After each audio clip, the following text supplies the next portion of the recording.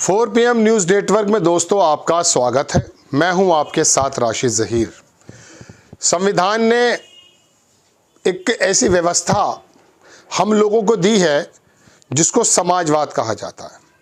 Socialism, secularism, इस बात का मतलब ये होता है दोस्तों कि जो असमानता समाज में है वो ख़त्म हो जाए।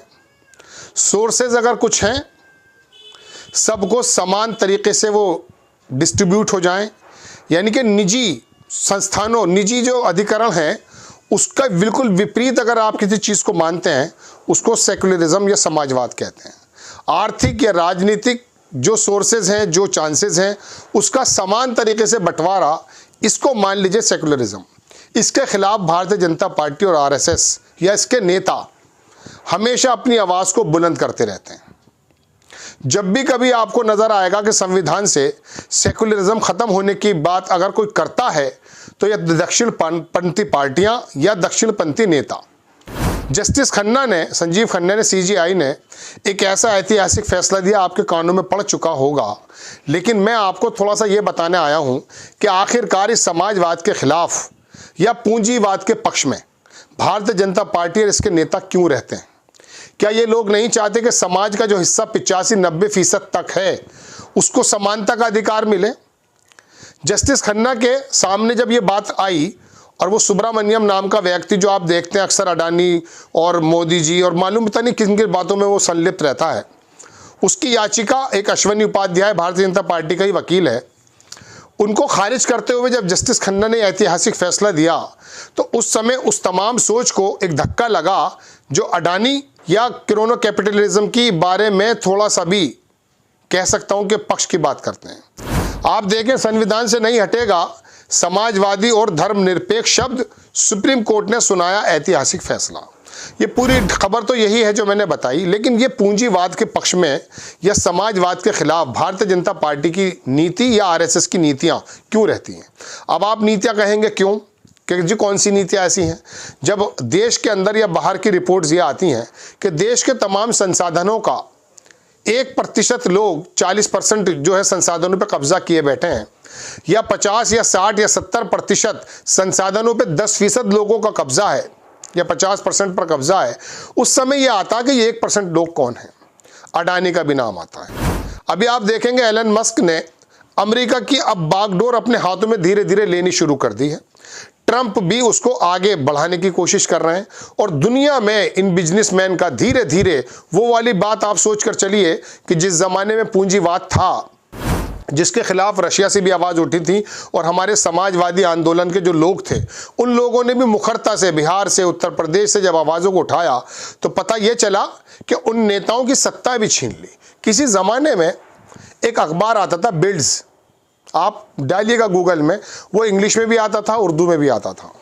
बिल्ड्स में खबर छपी कि इंदिरा इज इंडिया, ये तो खैर नहीं, बिरला इज इंदिरा और इंदिरा इज बिरला। अजीब खबर बता रहा हूं मैं आपको, यानी कि इंदिरा गांधी का नाम भी बिरला के बराबर में रख दिया गया था।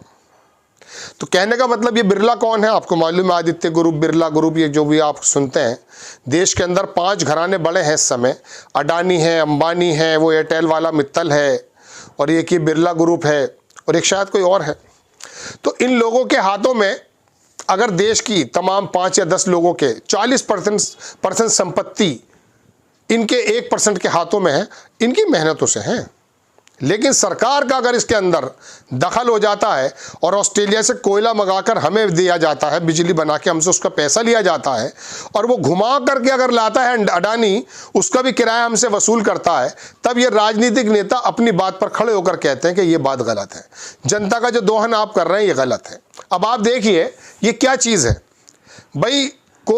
COP26 आपने सुना होगा, कोपहेगन में शायद वो मीटिंग हुई थी जिसके अंदर ये कहा गया था दुनिया में प्रदूषण बढ़ रहा है, इसके बारे में क्या किया जाए। सबके एक टारगेट बनाए गए थे। तो सोलर ऊर्जा की बात आई थी कि गाड़ियां बंद कर दी जाएं, इस तरह से बिजली पैदा की जाए। उस बिजली को बनाने का सबसे पहला कारखाना, सबसे पहले दिमाग में आइडिया अगर किसी के आता तो अडानी के आता है, पैसे वाला होगा। लेकिन आप ये बताइए कि वो आकर के यहाँ काम करता है, दुनिया से पैसे उगाने की बात करता है, और यहाँ पर उन प्रदेशों को बेच देता है सैकी के माध्यम से महंगी, तो वो कौन देगा? सरकार देगी, गोया कि आप और हम देंगे। ठीक है ना?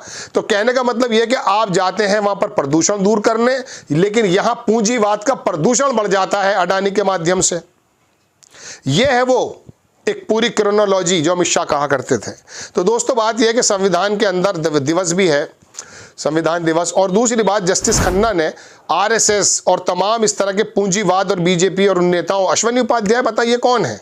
भारतीय जनता पार्टी का आदमी है। सुब्रमण्यम भारतीय जनता पार्टी का आदमी था, है अब भी, वही बातें करता है। तो ये तमाम लोग बार बार क्यों जाते हैं? इनका क्या मतलब है? मकसद ये है कि समाज के अंदर कमज़ोर तबके को वो तमाम चीज़ें ना मिल पाए जिसका वो अधिकारी है।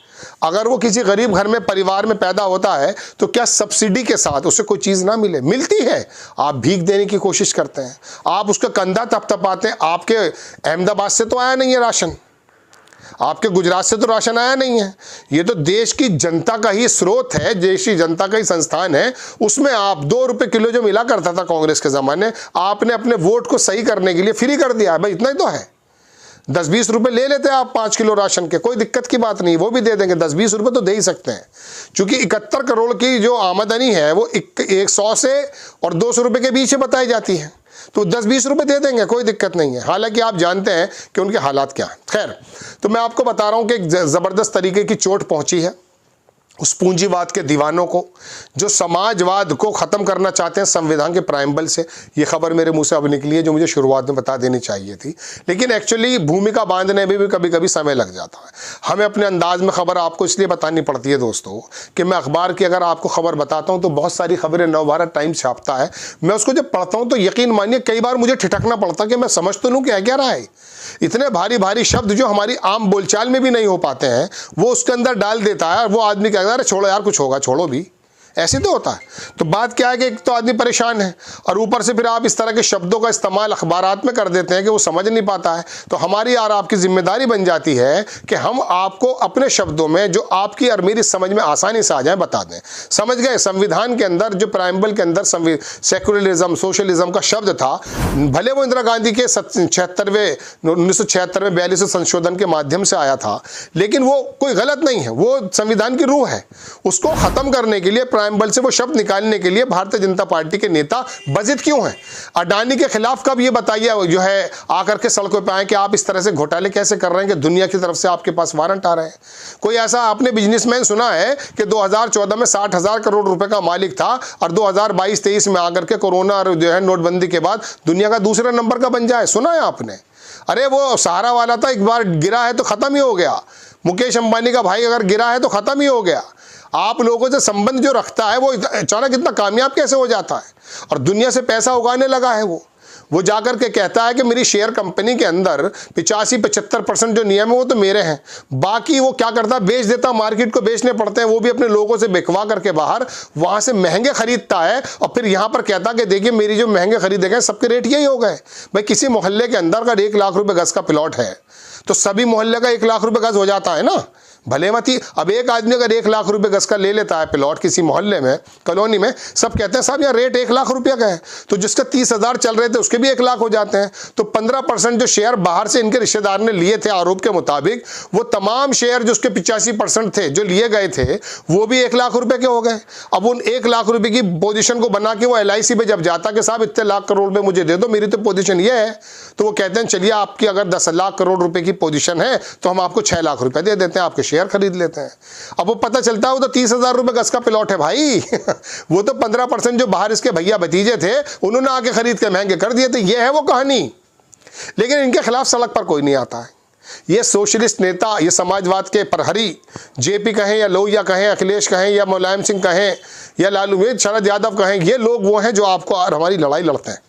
तो दोस्तों वो शब्द दूर करने के लिए भी भारतीय जनता पार्टी का नेता, अडानी के पक्ष में भी भारतीय जनता पार्टी का नेता, पूंजीवादी के पक्ष में भी भारतीय जनता पार्टी का नेता, समाजवाद के पक्ष में कौन है? और आप किसके पक्ष में हैं? हिंदू मुस्लिम, मंदिर मस्जिद, संभल अयोध्या, ये है। अरे प्लानिंग कुछ और हो रही है भाई। हमें मालूम है कोपहैगन के अंदर जाकर के अडानी ने क्या काम किया है, तुम्हें समझ में आया कारोबार? उसने आकर के सोलर पैनल दुनिया से पैसा उगाना शुरू कर दिया है, हालांकि वो वापस जा रहा है। आपको खबर अगर अच्छी लगती है बराए करम चैनल को सब्सक्राइब करें, शेयर करें। नेक्स्ट टाइम मैं किसी खबर के साथ हाजिर होता हूँ। जय हिंद।